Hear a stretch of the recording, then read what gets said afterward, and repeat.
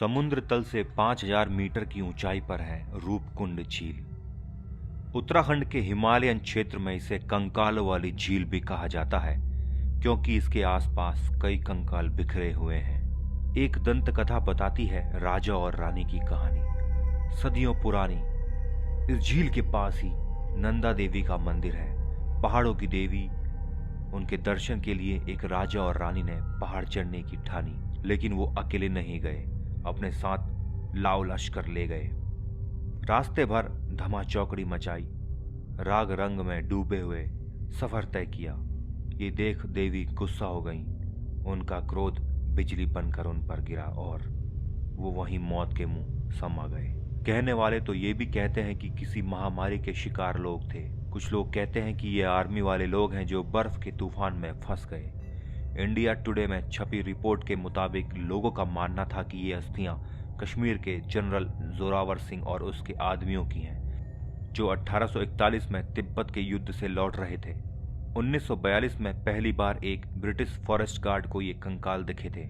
उस समय ये माना गया था कि ये जापानी सैनिकों के कंकाल हैं जो द्वितीय विश्व युद्ध में वहां के रास्ते से जा रहे थे और वहीं फंसकर दफन हो गए। दोस्तों, पहले माना गया था कि इन कंकालों में से एक समूह एक परिवार का था, दूसरा कद में मझोलों लोगों का था। लेकिन अब पता चला है कि भारत, ग्रीस और साउथ ईस्ट एशिया के लोगों के कंकाल इनमें शामिल हैं। ये कैसे पता चला? इस पर अंतर्राष्ट्रीय स्तर पर एक स्टडी की गई इन कंकालों की। उसकी रिपोर्ट अब छपी है। रिपोर्ट में पता चला है कि आखिर इन कंकालों का क्या इतिहास है। नेचर कम्युनिकेशन पोर्टल पर यह स्टडी छपी है। इस स्टडी को करने वाले भारत के लोग भी शामिल हैं। इस स्टडी के अनुसार 71 कंकालों के टेस्ट हुए। इनमें से कुछ की कार्बन डेटिंग हुई, कुछ का डीएनए जांचा गया। कार्बन डेटिंग एक टेस्ट है जिससे पता चलता है कि कोई भी अवशेष कितना पुराना है। इनकी अभी तक जांच नहीं हुई थी, इसलिए क्योंकि एक तो जिस जगह ये झील है वहां के रास्ते में और आसपास लैंडस्लाइड बहुत होता है। दूसरा, यहाँ जितने कंकाल थे उनमें से कई के हिस्से लोग उठा के ले गए हैं। पता चला है कि ये सब कंकाल एक समय के नहीं हैं, अलग अलग टाइम पीरियड के हैं, अलग अलग नस्लों के हैं। इनमें महिलाओं और पुरुषों दोनों के कंकाल पाए गए हैं। अधिकतर जो कंकाल मिले हैं उन पर की गई रिसर्च से पता चला है कि जिन व्यक्तियों के ये कंकाल थे वे अधिकतर स्वस्थ ही रहे होंगे। यह भी जांचा गया है कि इन कंकालों में आपस में कोई संबंध तो नहीं था, क्योंकि पहले साइंटिस्ट ने इनमें से एक समूह को एक परिवार माना था। रिसर्च में मिले डेटा से ये बात साफ स्पष्ट हुई है कि ये लोग परिवारों का हिस्सा नहीं रहे, क्योंकि इनके डीएनए के बीच कोई भी समानता वाला कारक नहीं मिला है। जांच में इन कंकालों में कोई बैक्टीरिया या बीमारी पैदा करने वाले कीटाणुओं के अवशेष नहीं मिले। इसका मतलब कि ये काफ़ी चांसेस हैं कि इनकी मौत किसी महामारी की वजह से भी नहीं हुई होगी। हालांकि इसको लेकर ध्यान रखने वाली एक बात है, इतने समय बाद अगर किसी बीमारी फैलाने वाले कीटाणु या विषाणु के अवशेष नहीं मिले तो इसका मतलब ये भी हो सकता है कि उनकी मौजूदगी बहुत कम मात्रा में रही हो या अब वो ट्रेस नहीं हो रही हो।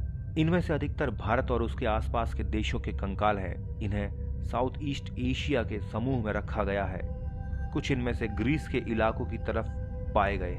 एक कंकाल चीन की तरफ के इलाके में भी बताया जा रहा है। ये सभी कंकाल एक साथ एक समय वहां इकट्ठा नहीं हुए। जो भारत और आसपास के इलाकों वाले कंकाल हैं वो 7वीं से 10वीं शताब्दी के बीच वहां पहुंचे थे, और जो ग्रीस और आसपास के इलाके वाले कंकाल हैं वो 17वीं से 20वीं शताब्दी के बीच वहां पहुंचे। जो कंकाल चीन के आसपास के बताए गए हैं वे भी उसके बाद ही वहां समय में पहुंचे थे। इससे ये पता चलता है कि वहां मिले कंकाल दो अलग अलग हादसों में मरने वाले लोगों के हैं। अब बात की जाए वो हादसे क्या थे जिनमें ये लोग मारे गए, उसे लेकर अभी एक मत होकर कुछ नहीं कहा जा सकता है। कुछ कंकालों की हड्डियों में ऐसे फ्रैक्चर पाए गए जो गिरने पड़ने, चोट खाने से लगते हैं। इससे अंदाजा भी लगाया गया कि शायद ये लोग किसी तूफान में फंसे थे, भयंकर अंधड़ ओले भी गिरे होंगे, लेकिन वो भी एक थ्योरी ही है। तो दोस्तों, रूपकुंड के कंकालों को लेकर जो कहानियां चली हैं वो दंत कथाओं में शामिल हो चुकी हैं, लोक कथाओं का हिस्सा बन चुकी हैं। इन कंकालों पर की गई स्टडी चाहे जो कुछ भी बताती हो, रूपकुंड का कंकालों वाली झील ये नाम आने वाले काफी समय तक उसके साथ बना रहेगा। दोस्तों, ये थे कुछ इंटरेस्टिंग फैक्ट कंकालों वाली झील के बारे में। दोस्तों, अगर आपको हमारी ये वीडियो अच्छी लगी हो तो हमारे चैनल को जरूर सब्सक्राइब करें। हमारी वीडियो को अपने मित्रों के साथ शेयर करना ना भूलें।